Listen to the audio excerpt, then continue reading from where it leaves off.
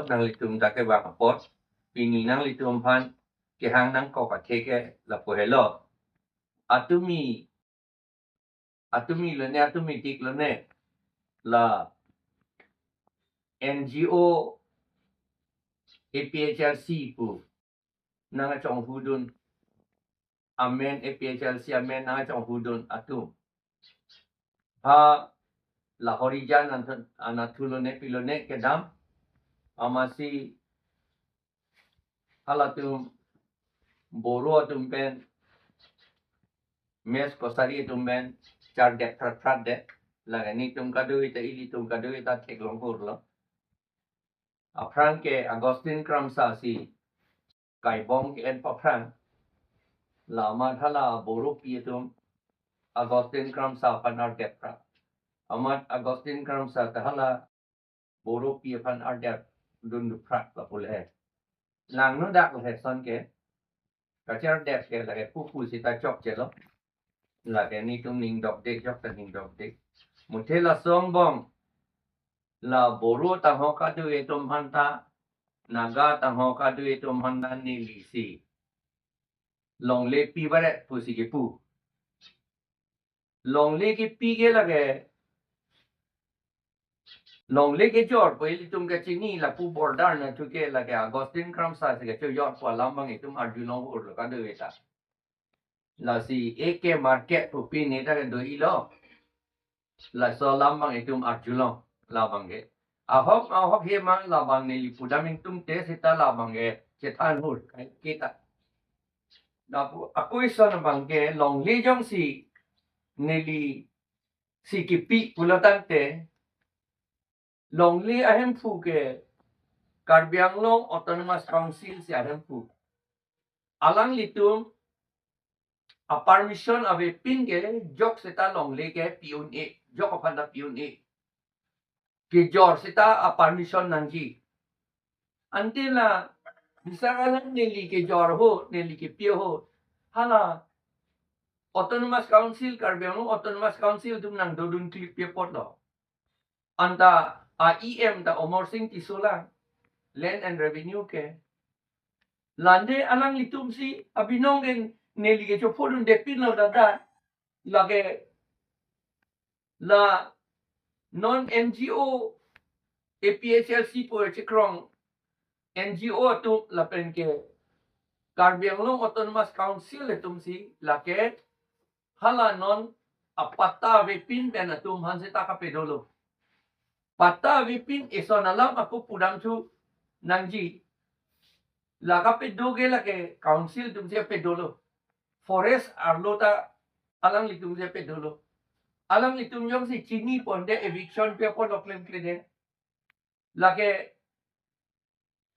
forest area arlo pen ke la phan ke eviction claim nangji jong si forest village pu jong si declare klede pulatang te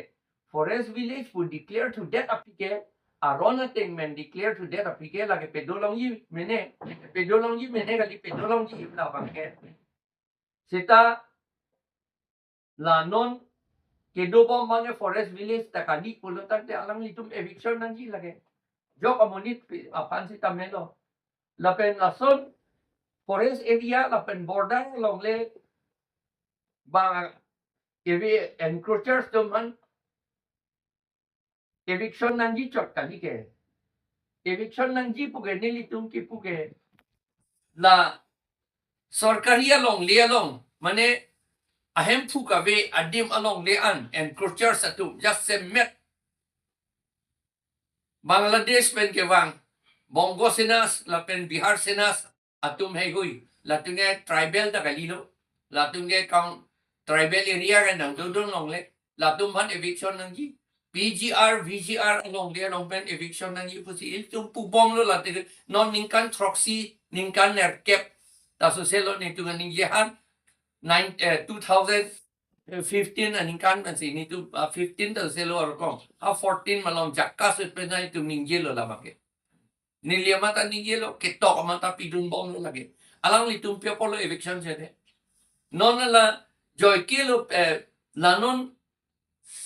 APHLC NGO tu alang litum hala dak sikidam atheman ne liga chinia tenge along liga cherai kang tumge Agustin Kramsa rukong lama si hala dak pen siki plung kang tum chok pusipu alang litum pia porlo la railway line king king an bang cherai lap lo tribal kan litum si cherai lap lo lagai encroacher sai silo latum han plung nanji po alang litum pia port pu pede alang litum pia port hala utor borbel long damra la VGR along lepen la Bongo senas tum han plung et nai pu alang litum pia port pu pede alang litum hala keronier ong damra VGR along lepen la pu pia port pu pede alang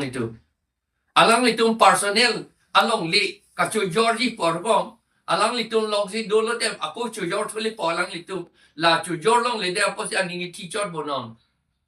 laga nili panai bok ya kam ke tanda lagi lo laga misa lam lo laga hok ya lam lagi kapacu bay rata tum han kapacu bay lagi nili tuge long le tuge jok hana jor long le pin lang ning hok ta kin nam bote nam long lu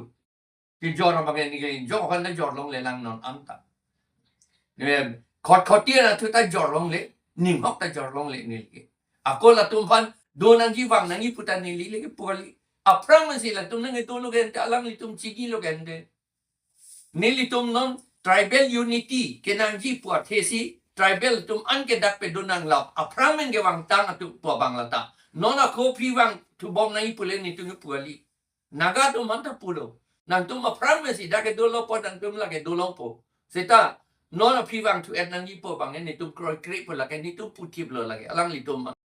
non second largest population no Bongo Senatu. Hala tum yung si Dulong pudante itum tribal na tum apramen ke dobo man tum han dunang ne pupusi di pumi po lang.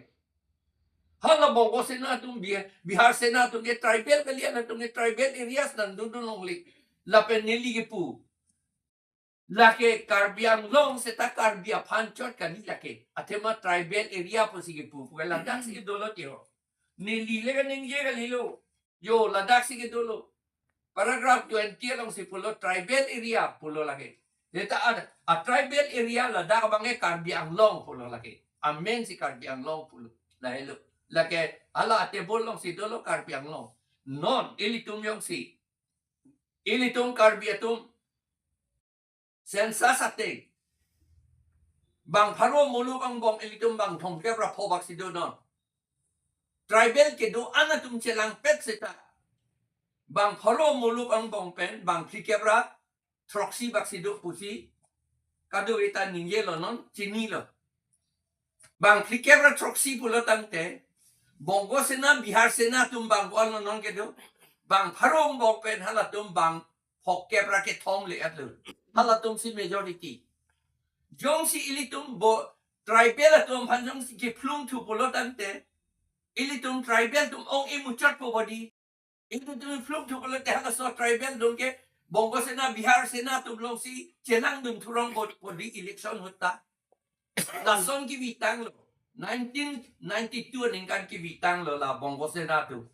benar organization pu sila mama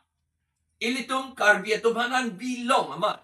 hala Bongo sena Bihar sena Boro Naga Kadowe Kuki Reng ma Kadowe hata konru